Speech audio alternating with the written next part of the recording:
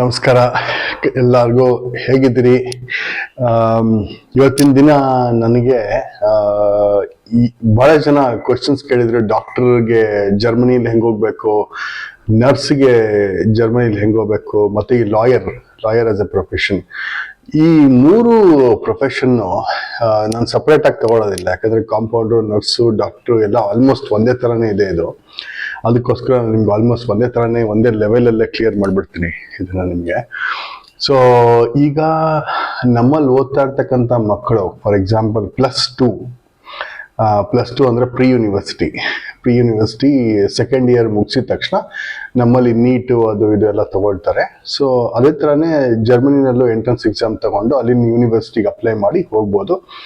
ಅದೇ ಥರ ಇನ್ನು ಕಮ್ಮಿ ದುಡ್ಡಿಗಾಗಬೇಕು ಅಂತಂದರೆ ನಿಮಗೆ ಇದಿದೆ, ನಿಮಗೆ ಹೆಸರೇನದು, in the eastern Europe, Hungary, ಅದು ಸ್ವಲ್ಪ ಕಮ್ಮಿ ದುಡ್ಡಿಗೆ ಆಗುತ್ತೆ. ಆಮೇಲೆ ಬೇರೆ ದೇಶಗಳು ಇದೆ ಯುರೋಪ್ನಲ್ಲಿ, ಕಾಂಪಿಟೇಷನ್ ಅಲ್ಲಿ ಇದೆ. Just giving you this is a tip ಅಷ್ಟೇ. ಸೊ ಇದರಲ್ಲಿ ನಿಮಗೆ ಏನಾಗುತ್ತೆ ಅಂತಂದ್ರೆ, ಜರ್ಮನಿ ನಾನು ಆಗ್ಲೇ ಹೇಳ್ದಂಗೆ ಯಾವಾಗಲೂ ನಾನು ಇನ್ನೊಂದ್ಸಲ ಜರ್ಮನಿ ಅಂದ ತಕ್ಷಣ ಹೇಳ್ತಾ ಇರ್ತೀನಿ ನಿಮ್ಗಳಿಗೆ. ಯಾಕಂದ್ರೆ ಯಾರೋ ಒಬ್ರು ಬೈದ್ರು ನನಗೆ, ಏನ್ರಿ ಪಾಯಿಂಟ್ ಅಲ್ಲೇ ಮಾತಾಡಲ್ಲ, ಸುಮ್ಮನೆ ಕೂಯ್ತೀರಾ ಅಂತ. ನಾನು ಹೇಳಿದ್ದು ಡೈರೆಕ್ಟ್ ಆಗಿ ಹೇಳಕ್ಕಾಗಲ್ಲ, ದಯವಿಟ್ಟು ಅರ್ಥ ಮಾಡ್ಕೊಳ್ಳಿ. ಕೆಲವು ವಿಚಾರಗಳನ್ನ ನಾನು ಫ್ಲೋಟಿಂಗ್ ಆಗಿ ಬಿಡಕ್ಕಾಗೋದು, ಸೀದಾ ಹೇಳಿದ್ರೆ ಅದು ತಪ್ಪಾಗ್ಬೋದು ಮೀಡಿಯಾದಲ್ಲಿ. ಸೊ ಹಾಗಾಗಿ ಆ ವಿಚಾರಗಳನ್ನ ನಾವು ಅರ್ಧಂಬರ್ಧ ತೇಲಿಸ್ಬಿಡ್ತೀವಿ. ದಯವಿಟ್ಟು ಅದನ್ನ ತಪ್ಪು ತಿಳ್ಕೊಬೇಡಿ, ಅಂತ ಒಂದು ಅಸಹ್ಯವಾದ ಕಮೆಂಟ್ ಅನ್ನು ಹಾಕ್ಬೇಡಿ. ಯಾಕಂದ್ರೆ ಬೇರೆಯವ್ರಿಗೆ ಅರ್ಥ ಆಗ್ತಾ ಇದೆ, ನಿಮ್ಗಳಿಗೆ ಅರ್ಥ ಆಗ್ತಾ ಇಲ್ಲ ಅದು. ಸೊ ಹಾಗಾಗಿ ಅದನ್ನ ಒಂದು ಸ್ವಲ್ಪ ನೋಡ್ಕೊಳ್ಳಿ. ಅದು ನಾನು ಕುಯ್ಬೇಕು, ಎಳಿಬೇಕು ಅಂತ ಒಂದು ಆಸೆ ನನಗೆ ಯಾವುದೂ ಇಲ್ಲ, ಯಾವ ಟೈಮು ವೇಸ್ಟ್ ಮಾಡಬೇಕಾಗಿಲ್ಲ. ಸೊ ಇದ್ರಲ್ಲಿ ಬಂದು ನಿಮಗೆ ಎಲ್ಲದಕ್ಕೂ ನಿಮಗೆ ಜರ್ಮನ್ ಲ್ಯಾಂಗ್ವೇಜ್ ಒಂದು ಬೇಕಾಗುತ್ತೆ. ದೂರದ ಮೆಟ್ಟ ನುಣ್ಣಗೆ, ಆಯ್ತಾ? ಸೊ ಈ ಜರ್ಮನ್ ಲ್ಯಾಂಗ್ವೇಜ್ನ ನೀವು ಕಲ್ತ್ಕೋಬೇಕು. ಈ ಜರ್ಮನ್ ಲ್ಯಾಂಗ್ವೇಜ್ ಪ್ರೊಫಿಷಿಯನ್ಸಿ ಎಲ್ಲ ಪ್ರೊಫೆಷನ್ಗೂ, ಅಂದ್ರೆ ಡಾಕ್ಟ್ರು, ಲಾಯರು, ನರ್ಸು, ಕಾಂಪೌಂಡ್ರು, ಎಲ್ಲದಕ್ಕೂ C1 C2 ಲೆವೆಲ್ ಇದ್ರೆ ಮಾತ್ರ ಸಾಧ್ಯ. ತುಂಬಾ ಹೈ ಲೆವೆಲ್ ಪ್ರೊಫಿಷಿಯನ್ಸಿ ಇರಬೇಕು. ಆ C1 C2 ಲೆವೆಲ್ ಅಲ್ಲಿ ರೀಚ್ ಮಾಡಬೇಕು, ಆ ಲೆವೆಲ್ಗೆ ಹೋಗ್ಬೇಕು, ನೀವು ಕಲ್ತ್ಕೋಬೇಕು ಅಂತಂದ್ರೆ ನೀವು ಜರ್ಮನಿಗೆ ಹೋಗಿದ್ರೆ ಮಾತ್ರ ಸಾಧ್ಯ. ಇಲ್ಲೂ ಹೇಳ್ಕೊಡ್ತಾರೆ, ಬೆಂಗಳೂರಿನಲ್ಲೂ ಸಿಗುತ್ತೆ C1 C2 ಲೆವೆಲ್, ತುಂಬಾ ಕಡೆಗಿದೆ.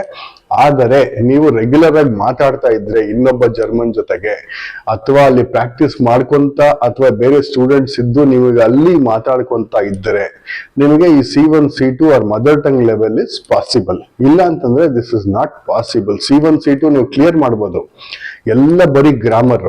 ಆ ಗ್ರಾಮರ್ ಅಲ್ಲಿ ಓದಿ ನನಗೆ ತಲೆ ಕೆಟ್ಟೋಗುತ್ತೆ. C1 C2 ಲೆವೆಲ್ ಅಲ್ಲಿ ನೀವು ಹೋಗಿ ಅದನ್ನ ತಗೊಂಡು ಕೂತು ಮಾಡೋ ಹೊತ್ತಿಗೆ it takes a lot of energy out of you, drain you. First ಆ ಲ್ಯಾಂಗ್ವೇಜ್ ಅನ್ನು ಕಲಿಬೇಕಾಗತ್ತೆ. ಲ್ಯಾಂಗ್ವೇಜ್ ಅನ್ನು ಕಲಿತಾದ್ಮೇಲೆ ನೀವು ಬೇರೆ ವಿಚಾರಗಳನ್ನು ತುಂಬ ತಗೊಳ್ಬೇಕಾಗತ್ತೆ. ಇದು ಮೇಜರ್ ಕನ್ಸ್ಟ್ರೆಂಟ್. ಎರಡನೇ ವಿಚಾರ, ನೀವು ಯಾವುದೇ ಮಾಡ್ಬೇಕಂದ್ರೆ, ಸ್ಟಡೀಸ್ ಮಾಡ್ಬೇಕಂತಂದ್ರು, ಓಕೆ ನಾನು ಡಾಕ್ಟರ್ ಆಗಬೇಕಾಗಿರೋರು ಅಲ್ಲೊಂದು ಎಂಟ್ರೆನ್ಸ್ ಎಕ್ಸಾಮ್ ಬರೀಬೇಕಾಗತ್ತೆ, ಯೂನಿವರ್ಸಿಟೀಸ್ ಜೊತೆ ಮಾತಾಡ್ಬೇಕಾಗತ್ತೆ. You need to complete all the procedures. ಆಮೇಲೆ ಅದ್ರಲ್ಲಿ ಎಂಟ್ರೆನ್ಸ್ ಎಕ್ಸಾಮ್ ನಿಮ್ಗೆ ಸಿಗುತ್ತೆ. ತುಂಬಾ ಕಷ್ಟ. ಡಾಯ್ಚೆ ಪ್ರೂಫಿಂಗ್ ಇದೆಲ್ಲ ಹೇಳ್ತಾರೆ. ನಾನು ಜರ್ಮನ್ ವರ್ಡ್ಸ್ ಯೂಸ್ ಮಾಡ್ತಾ ಇಲ್ಲ, ಯಾಕಂದ್ರೆ ನಾನು ಜರ್ಮನ್ನ ಕಂಟ್ರೋಲ್ ಮಾಡ್ತಾ ಇದ್ದೀನಿ ನಾನು. ಯಾಕಂದ್ರೆ ನಾವುಗಳೆಲ್ಲ ನಾರ್ಮಲಿ ಮಾತಾಡುವಾಗ ಜರ್ಮನ್ ಮಿಕ್ಸ್ ಮಾಡ್ಬಿಡ್ತೀವಿ, ಬೇರೆಯವ್ರಿಗೆ ಅರ್ಥ ಆಗಲ್ಲ ಅದು. ಸೊ ಹಂಗಾಗಿ ಈ ಜರ್ಮನ್ ಅಲ್ಲಿ ಎಕ್ಸಾಮ್ ಎಲ್ಲ ಬರುತ್ತೆ, ಈ ಪ್ರೂಫಿಂಗ್ ಅಂತ ಕರೀತಾರೆ ಅದು ಎಕ್ಸಾಮ್ಗೆ. ಸೊ ಆ ಪ್ರೂಫಿಂಗ್ ಎಲ್ಲ ಮಾಡ್ಬೇಕಾಗತ್ತೆ, ಓದ್ಬೇಕಾಗತ್ತೆ ಸಿಕ್ಕಾಪಟ್ಟೆ. ಅದಕ್ಕೆ ಟೈಮ್ ಸ್ಪೆಂಡ್ ಮಾಡಬೇಕು, ಲೋಕಲೈಸ್ ಆಗ್ಬೇಕು. ನೀವು ಹೆಚ್ಚಾಗಿ ಲೋಕಲೈಸ್ ಆಗಿ ಲೋಕಲ್ ಭಾಷೆಯಲ್ಲಿ ಎಲ್ಲ ಲೋಕಲ್ ಅಲ್ಲೇ ಬರೋದು ನಿಮ್ಗೆ. ಯಾಕಂದ್ರೆ ಡಾಕ್ಟರ್ ಅಂತಂದ್ರೆ ನೀವು are going to treat German, you are not going to treat somebody who speaks English very very fluently. So ಹಾಗಾಗಿ ಅದು ಸಾಧ್ಯ ಇಲ್ಲ. ಅದನ್ನ ನೀವು ಮೆಂಟಲಿ ರೆಡಿಯಾಗಿ ಇದಕ್ಕೆ ನಾನು ಕಮಿಟ್ ಆಗ್ತೀನಿ ಅಂತ ಹೇಳಿ ಅಲ್ಲಿ ಒಳಗಡೆ ಹೋದ್ರೆ ಎಸ್ ಇಟ್ ಇಸ್ ಪಾಸಿಬಲ್, ಅದನ್ನ ನೀವು ಮಾಡ್ಬೋದು. ಅದಾಗಿದ್ಮೇಲೆ ಇನ್ನೊಂದು ಕ್ಲಿಯರೆನ್ಸ್ ಎಕ್ಸಾಮಿನೇಷನ್ ಇರುತ್ತೆ, ಇಂಡಸ್ಟ್ರಿ ಸ್ಟ್ಯಾಂಡರ್ಡ್ ಕ್ಲಿಯರೆನ್ಸ್ ಒಂದು ಎಕ್ಸಾಮಿನೇಷನ್ ಇರುತ್ತೆ. ಒಂದು 2-3 ಥರ ಲೆವೆಲ್ ಅಲ್ಲಿ ಕ್ಲಿಯರ್ ಆಗಿ ಆಮೇಲೆ ನೀವು ಪ್ರಾಕ್ಟಿಕಲ್ ಆಗಿ ಎಕ್ಸ್ಪೋಜರ್ ತಗೊಂಡು then you can get into the your actual practice. So ಇಷ್ಟು ಪ್ರೊಸೀಜರ್ ನೀವು ಮಾಡೋ ಹೊತ್ತಿಗೆ ಬಹುಶಃ ನಮ್ಮಲ್ಲಿ ಒಂದು 40-45 ವರ್ಷ ಆಗಿಬಿಟ್ಟಿರ್ಬೋದು ಸುಮ್ಮನೆ ಹೇಳೋದ್ ಪ್ರಕಾರ. ಓಕೆ, ಸೊ ಇಲ್ಲ ನಮ್ಮ ಕಡೆಯಿಂದ ನಾವು ಇಲ್ಲಿಂದ ಡಾಕ್ಟರ್ ಅಪ್ಪ ನಾವು ಇಲ್ಲಿಂದ ಅಲ್ಲಿಗೆ ಹೋಗ್ತೀವಿ, ನಾವು ಪ್ರಾಕ್ಟೀಸ್ ಮಾಡ್ತೀವಿ, we are Ayurveda, we are homeopathy, ಇನ್ನೇನೋ ಒಂದು ಫೈನ್, ನೀವು ಅಲ್ಲಿಗೆ ಹೋಗ್ಬೋದು. ಅದು ಆಯುರ್ವೇದ ಹೋಮಿಯೋಪತಿ ಇನ್ನು ಸದ್ಯಕ್ಕೆ ಇನ್ನೂ ಅಷ್ಟು ರೆಕಗ್ನಿಷನ್ ತಗೊಂಡಿಲ್ಲ. ಅದು ಬೇರೆ ಬೇರೆ ತರ ಡಿಸ್ಕಷನ್ಸ್ ನಡೀತಾ ಇದೆ ಅಲ್ಲಿ. Homeopathy was founded in Germany, ನಿಮ್ಗೆ ಗೊತ್ತಿರಲಿ. ಅದು ಒಂದು ಸಪರೇಟ್ ಪ್ರಾಕ್ಟೀಸ್ ನಡೀತಾ ಇದೆ. ಬಟ್ ಇಲ್ಲಿನ ಡಾಕ್ಟರ್ಸ್ ರೆಗ್ಯುಲರ್ ಆಗಿ ಅಲೋಪತಿ ಮೆಡಿಸಿನ್ ಅವರೇನೆ ಅಲ್ಲಿಗೆ ಹೋಗ್ಬೇಕು ಅಂತಂದ್ರೆ ಅದಕ್ಕೆ ಮತ್ತೆ again they have to clear that examinations. ಮತ್ತೆ ಅದೊಂದು ದೊಡ್ಡ ಜರ್ನಿ ಇರುತ್ತೆ. Language proficiency again is a must. ಅಲ್ಲಿಂದೆಲ್ಲ ನೀವು ತಿಳ್ಕೊಬೇಕಾಗುತ್ತೆ, ಮೆಡಿಕೇಶನ್ಸ್ ತಿಳ್ಕೊಬೇಕಾಗುತ್ತೆ, ಅಲ್ಲಿಂದ ಪ್ರೊಸೀಜರ್ಸ್ ತಿಳ್ಕೊಬೇಕಾಗತ್ತೆ. ತಿಳ್ಕೊಂಡು ನೀವು ಅದಕ್ಕೆ ಅಲೈನ್ ಆಗಿ ಅದು ನೀವು ಪ್ರಾಕ್ಟೀಸ್ ಅನ್ನ ಶುರು ಮಾಡ್ಬೋದು. ನಮ್ಮಲ್ಲಿ ತುಂಬಾ ಚಿಕ್ಕ ಮಕ್ಕಳು ಹೋಗಿದ್ದಾರೆ, ಮಾಡಿದ್ದಾರೆ. ಆಮೇಲೆ ನಮ್ಮಲ್ಲಿ ಇನ್ನೊಬ್ರು ನನಗೆ ಎಕ್ಸ್ಪೀರಿಯನ್ಸ್ಡ್ ಡಾಕ್ಟರ್ ಅಂತಂದ್ರೆ ನನಗೆ ಒಬ್ಬರೊಬ್ರು ಜ್ಞಾಪಕ ಬರೋದು, ಅದು ನಮ್ಮ ಕನ್ನಡದವರು ಹೋಗಿ ಡುಸೆಲ್ಡಾರ್ಫ್ ಡಾಟ್ಮಂಡ್ ಏರಿಯಾದಲ್ಲಿ ಮಾಡ್ಕೊಂಡಿದ್ದಾರೆ. ಅವ್ರ ಹೆಸರು ಡಾಕ್ಟರ್ ಅಮೀನಾ ಆಥರ್ ಅಂತ. ಅವರು ನನ್ನ ಸ್ನೇಹಿತ ಕೂಡ. ಅವರು ಅಂದ್ರೆ ಈಗ ಅನಿತಾ ಅಂತ ಗೊತ್ತಿಲ್ಲ ಅವರಿಗೆ. ಸೊ ಅವರು ಸ್ನೇಹಿತರಾಗಿದ್ದು ಡಾಕ್ಟರ್ ಶ್ರೀನಿವಾಸ್ಗೆ, ಅನಿತಂಗಾಗಿಲ್ಲ ಅವರು. ಸೊ ಹಂಗಾಗಿ ಅವರಿಗೆ ಅದ್ರ ಬಗ್ಗೆ ಇದು ಶಿ ಇಸ್ ವರ್ಕಿಂಗ್ ಇಲ್ಲಿ ಬೆಂಗಳೂರಿನ ಜಾಸ್ತಿ ಜನ ನರ್ಸ್ ತಗೊಂಡು ಹೋಗ್ತಾ ಇದಾರೆ, ಅಲ್ಲಿ ಕೆಲಸ ಮಾಡ್ತಿದ್ದಾರೆ. ಬಹುಶಃ ಅಂತ ಎಕ್ಸ್ಪರ್ಟೀಸ್ ಇರೋರಿಗೆ, ಯಾಕಂದ್ರೆ ಅವ್ರ ವೆಂಚರ್ ಕ್ಯಾಪಿಟಲ್ ಇನ್ವೆಸ್ಟ್ಮೆಂಟ್ ಆಗಿದೆ, ಯಾರು ಜರ್ಮನ್ಸ್ ಪಾರ್ಟಿಸಿಪೇಟ್ ಮಾಡಿದ್ದಾರೆ, ಆ ತರ ಹ್ಯಾಂಡ್ ಹೋಲ್ಡಿಂಗ್ ಇದ್ರೆ ಇಟ್ ಗೋಸ್ ವೆಲ್. ಅಂತ ಪ್ರಾಕ್ಟೀಸ್ಗೆ ಯಾರನ್ನ ಹೋಗಿ ಸೇರ್ಕೊಂಡು ಮಾಡ್ಕೊಂಡು ಅದನ್ನ ಕಂಟಿನ್ಯೂಷನ್ ಮಾಡ್ತೀನಿ ಅಂತಂದ್ರೆ that's up to your call. ಆ ತರದ್ದೆಲ್ಲ ಒಂದಷ್ಟು ನಡೀತಾ ಇದೆ. ಆಮೇಲೆ ಈ ನರ್ಸು ಅಗೇನ್ ಸೇಮ್, ನಾನು ಇವಾಗ ಏನ್ ಹೇಳಿದ್ನಲ್ಲ, ಡಾಕ್ಟರ್ಗೆ ಏನಿದೆಯೋ ಸೇಮ್ ಕೇಸು, ಲಾಯರ್ಗೆ ಏನಿದೆಯೋ ಏನಾಗುತ್ತೋ ಅದು ಸೇಮ್ ಕೇಸ್ ಏನೇನೆ. ಜರ್ಮನ್ ಅಲ್ಲಿ it is very very difficult to get through that kind of a standard. ಆಮೇಲೆ ನಮ್ಮಲ್ಲಿ ಏನಾಗುತ್ತೆ ಅಂದ್ರೆ ಇಲ್ಲಿ ಹಾಸ್ಪಿಟಲ್ ಅಲ್ಲಿ ನಾವು ಅನ್ಕೊಂಡಿರೋದು ಹೈಜೀನ್ ನಾವೇ ಬೆಸ್ಟ್ ಅಂತ. ಇಲ್ಲ, ನಾವು ಸಿಕ್ಕಾಪಟ್ಟೆ ಗಲೀಜು. ಸೊ ಬೇಸಿಕ್ಲಿ ಅಲ್ಲಿಂದ ಒಂದು ಹಾಸ್ಪಿಟಲ್ ಸ್ಟ್ಯಾಂಡರ್ಡ್ಸ್, ಅಲ್ಲಿನ ಒಂದು ಯೂಸೇಜು, ಎಂಟ್ರಿಯಿಂದ ಎಕ್ಸಿಟ್ ವರ್ಗು ಏನಿರುತ್ತೆ ಅದೇ ಬೇರೆ ತರ ಇರುತ್ತೆ.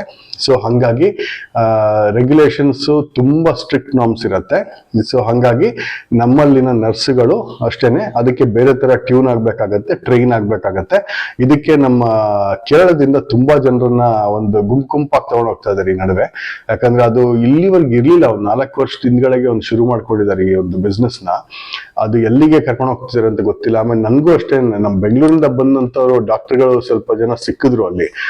ಇಲ್ಲ, ನಾನು ಇಲ್ಲಿ ಒಂದು ದೊಡ್ಡ ಹಾಸ್ಪಿಟಲ್, ಅಲ್ಲಿ ಕ್ಲಿನಿಕೂಮ್ ಅಂತ ಕರೀತಾರೆ, ದೊಡ್ಡ ಹಾಸ್ಪಿಟಲ್ ಕ್ಲಿನಿಕೂಮ್ ಅಂತ ಕರೀತಾರೆ ಅಲ್ಲಿ.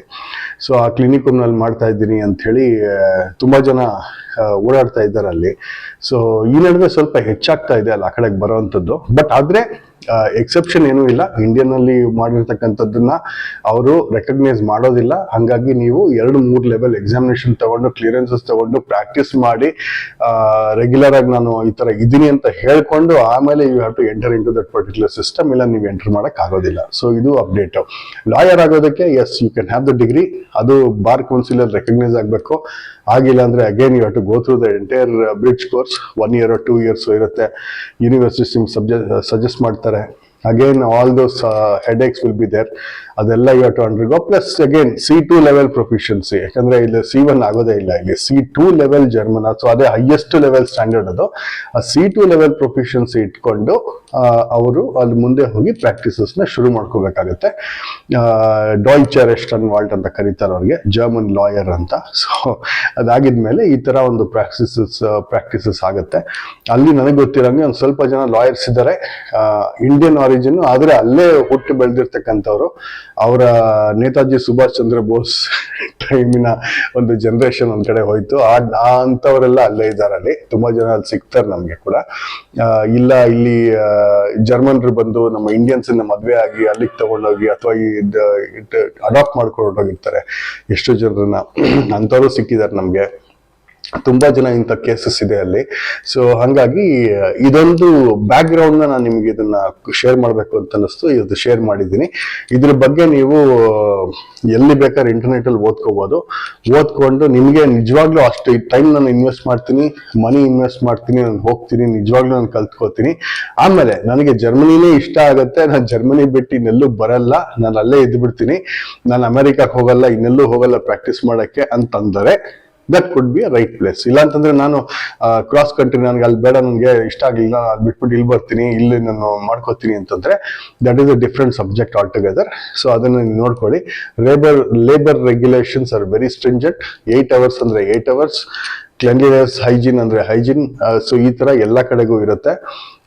ಸೊ ಇದೊಂದು ನಾವು ಸೀರಿಯಸ್ ಆಗಿ ಕನ್ಸಿಡರೇಷನ್ ತಗೊಂಡು ಮುಂದೆ ಹೋಗ್ಬೇಕಾಗಿರ್ತಕ್ಕಂಥ ಟಾಪಿಕ್. ಇನ್ನೊಂದಷ್ಟು ವಿಡಿಯೋ ಜೊತೆಗೆ ನಿಮ್ಮ ಮುಂದೆ ಈಗಲೇ ಬರ್ತೀನಿ. ನಮಸ್ಕಾರ.